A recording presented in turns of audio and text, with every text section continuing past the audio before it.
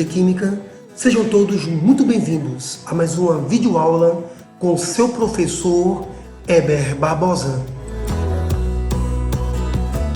Nossa videoaula de hoje, ela na verdade foi construída para fundamentar o nosso sistema de sala de aula invertida.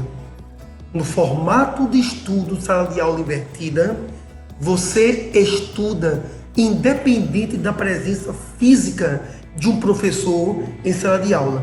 Você estuda em casa, por exemplo, por uma videoaula como esta. Ao estudar, por exemplo, nessa videoaula, você constrói os primeiros degraus de sua aprendizagem e em seguida você pode ensinar a algum colega seu aquilo que você já aprendeu. E quando você começar a ensinar alguém, você vai descobrir que você aprende bem mais. Quem ensina, aprende melhor. Esse é o fundamento da sala de aula invertida. Bem, o tema central desta aula chama-se Teorias e Modelos Atômicos. Repetindo, aula que servirá como fundamentação teórica para a aula invertida. Agora, dentro do tema global Teorias e Modelos Atômicos, nós vamos, nessa videoaula, especificamente estudar a teoria atômica de Dalton, onde essa imagem que você vê nesse momento já deve aguçar a sua lembrança. Bola de bilhar. Bola de bilhar é uma imagem que traduz muito da teoria atômica de Dalton. Mas o que é que realmente traz essa teoria? Vejamos. Bem, na verdade, para que nós possamos entender a teoria atômica de Dalton, antes disso é fundamental lembrar a participação de Lavoisier na construção do conhecimento humano acerca da natureza da matéria. Lavoisier, ele é historicamente importante, primeiro porque ele é considerado o pai da química.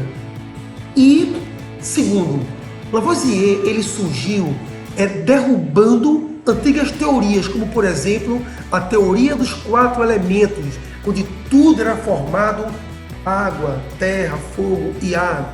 A teoria do flogismo, que falava que a matéria é formada por fogo em seu interior. Também uma teoria que foi derrubada por Lavoisier. E a crença antiga de que matéria pode ser criada ou matéria pode ser destruída, todas essas linhas de pensamento foram extintas com os argumentos propostos por Lavoisier.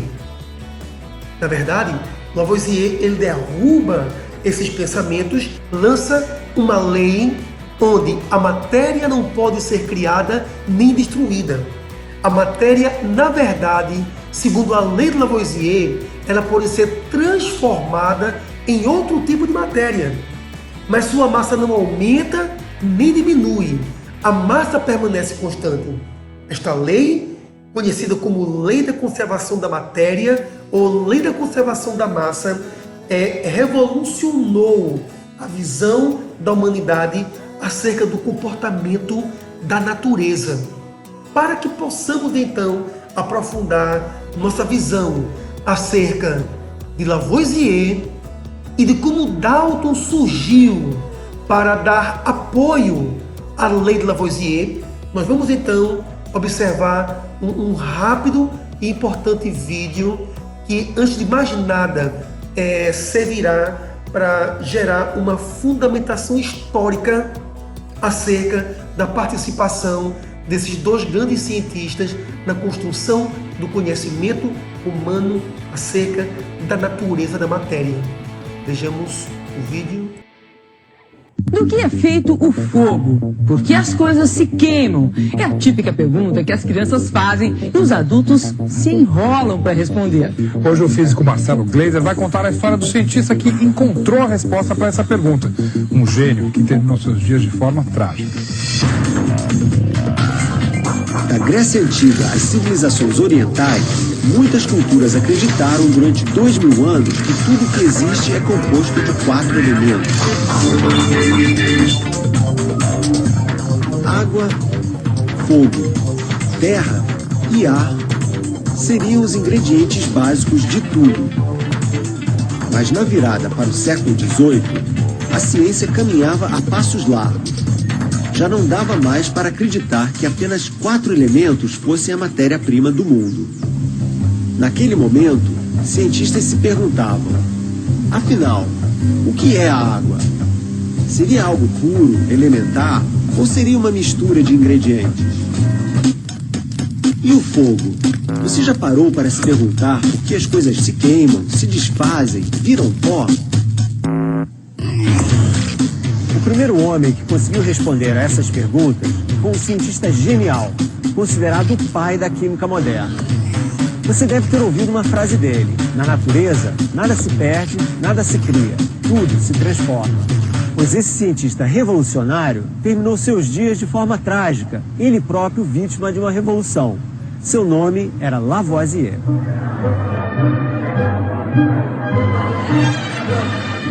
Antoine Lavoisier nasceu em berço de ouro e viveu como um nobre em Paris na metade do século XVIII. Tempos em que a riqueza de poucos começava a incomodar os muitos que passavam fome. Excelente aluno, com apenas 25 anos, ele entrou para a Academia de Ciências da França. Um gênio precoce. Só que, além de químico brilhante, Lavoisier era também coletor de impostos. Isso às vésperas da Revolução Francesa, aquela que terminou com uma grande revolta popular bem aqui na Praça da Bastilha, em Paris. No laboratório, o jovem Lavoisier fazia suas experiências com a ajuda da mulher, a bela Marianne, que tinha apenas 13 anos quando eles se casaram. Foi numa dessas experiências que Lavoisier descobriu por que as coisas pegam fogo. Bem, as coisas pegam fogo por causa do oxigênio que existe no ar. Cobrindo uma vela acesa com um copo, Lavoisier demonstrou que a vela se apaga assim que o oxigênio dentro do copo é consumido pelas chamas. Era 1789, ano da Revolução Francesa. Lavoisier já tinha pesquisado o suficiente para publicar um trabalho inovador chamado Os Elementos da Química, uma obra que acabava com a ideia dos 4 elementos. Segundo ele, as coisas do mundo eram feitas de 33 elementos, um deles justamente o oxigênio. Observe nessa etapa do vídeo que ele deixa bem claro que Lavoisier ele vai contra aquele pensamento de Aristóteles de que a natureza é constituída por 4 elementos: água, fogo, terra e ar. Você percebe então o porquê que Lavoisier é considerado o pai da química, porque realmente ele entrou nesse panorama científico para retirar antigos pensamentos e abrir margem para que a humanidade tivesse um novo foco de estudos, um novo foco de pesquisas que gerasse realmente grandes conhecimentos para a compreensão da natureza. O que restou do laboratório de Lavoisier está hoje no museu em Paris. Nessas experiências, Lavoisier acabou descobrindo algo fundamental sobre a matéria do mundo, que essencialmente as coisas não surgem do nada, nem se destroem para sempre. As coisas apenas mudam de forma. Essa é a famosa lei de conservação da massa de Lavoisier, que no mundo nada se perde e nada se cria, tudo se transforma. Assim, Lavoisier entendeu que um pedaço de madeira, quando se queima, não desaparece. Parte vira cinza e parte vira fumaça que se espalha pelo ar. A madeira, quando queimada, diminui de tamanho, mas não desaparece jamais. Nada no mundo deixa de existir, disse Lavoisier. Não havia como resistir às transformações. Por mais brilhante que fosse, Lavoisier tinha aquele segundo emprego.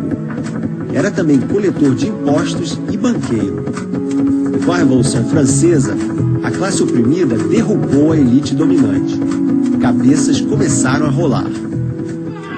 Lavoisier foi acusado pela Revolução de conspirar com o governo para extorquir dinheiro do povo.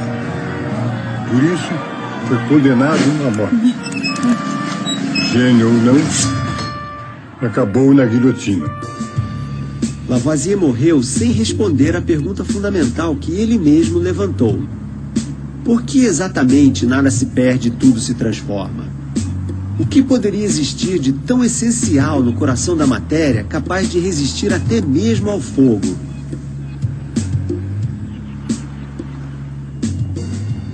No início do século XIX, o mistério da composição da matéria começou a ser desvendado. Foi aqui, na cidade de Manchester, no norte da Inglaterra, que um cientista apresentou a resposta para a pergunta milenar. Afinal, do que tudo é feito?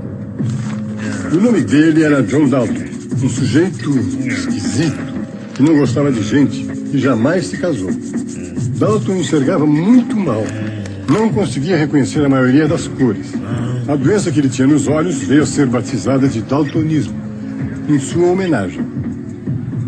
Mesmo assim, Dalton foi capaz de mirar longe e buscar lá na Grécia Antiga a resposta para o mistério da matéria. No primeiro capítulo da nossa série, conhecemos a história de Leucipo e Demócrito. Leucipo e Demócrito disseram: tudo o que existe no mundo é composto de átomos. Em grego, átomo é aquilo que não pode ser cortado, é indivisível. Por causa disso, esses filósofos ganharam o nome de atomistas. A matéria do mundo, para eles, era composta de pequenos grãos, os átomos. Tudo é feito de átomo. Essa foi a resposta de Dalton, inspirada na sabedoria grega. Fazia sentido. Se toda a matéria do mundo é composta de pequenos pedacinhos, os átomos, isso explica por que nada se perde quando um pedaço de madeira se queima. As coisas apenas se transformam. Os átomos mudam de lugar e de arrumação. Uma ideia revolucionária. Na Universidade de Manchester, encontramos o professor Robin Marshall. Ele nos conta que Dalton passou a maior parte da vida em Manchester e se dedicava apenas ao trabalho. Dalton foi o primeiro cientista a demonstrar que cada elemento é único, elementar, porque tem seu próprio átomo. Os compostos químicos nascem da união de elementos, como por exemplo a água. Ela é feita de 2 átomos de hidrogênio e 1 de oxigênio. No fundo do mar ou na garrafa que está ao seu lado nesse momento, a água tem sempre essa composição, H2O. Dalton mal poderia imaginar que os átomos não são, na verdade, indivisíveis. Muitos anos depois, outros cientistas iriam provar que esses pedacinhos de matéria são compostos de outros pedacinhos, ainda menores. Bem, então o vídeo foi importante para construirmos uma visão histórica acerca da participação de Lavoisier e Dalton dentro do conhecimento humano acerca do átomo. Ora, a teoria atômica de Dalton, conforme o vídeo nos mostrou, está baseado no conceito grego de indivisibilidade, ou seja, Dalton, como ele vivia praticamente em bibliotecas, estudando, trabalhando, teve acesso aos manuscritos de Leucipo e Demócrito, que falavam que toda matéria deveria ser constituída por partículas elementares chamadas átomos. Então, Dalton, ele traz de volta, traz à tona o fato de que a matéria é formada por partículas inquebráveis e indivisíveis chamadas de átomos. Átomos de um mesmo elemento químico eram idênticos em tamanho e massa. Ora, o nosso vídeo relatou que o próprio Lavoisier escreveu um livro afirmando que a natureza teria pelo menos 33 elementos químicos. O que Dalton faz agora é afirmar que cada elemento químico é constituído pelo seu próprio tipo de átomo. Cada elemento químico tem um certo tipo de átomo, identificado pelo tamanho desse átomo e pela massa deste átomo. Ainda, na visão atômica de Dalton, o átomo ele é uma esfera maciça, algo totalmente preenchido por massa. Ainda, para Dalton, átomos seriam semelhantes a bolas de gude, ou como alguns livros preferem dizer, bolas de bilhar. O que importa é que essa ideia de bola de gude ou bola de bilhar se refere a algo esférico, todo preenchido por massa, que dificilmente será quebrado. É bom lembrar que o vídeo falou que Dalton não imaginava que o átomo poderia ser quebrado, gerando, por exemplo, as explosões atômicas nucleares. Mas cuidado, na época de Dalton, não havia essa visão de que o átomo poderia ser fracionado em algo menor, ok? Então, estamos aqui no momento histórico que fala sobre a teoria atômica de Dalton. E nesse momento histórico, o átomo é visto como uma partícula inquebrável e indivisível. Lembrando ainda que, segundo Dalton, elementos químicos têm seus átomos, e esses átomos podem se combinar para gerar novas substâncias químicas. Inclusive, átomos se combinam.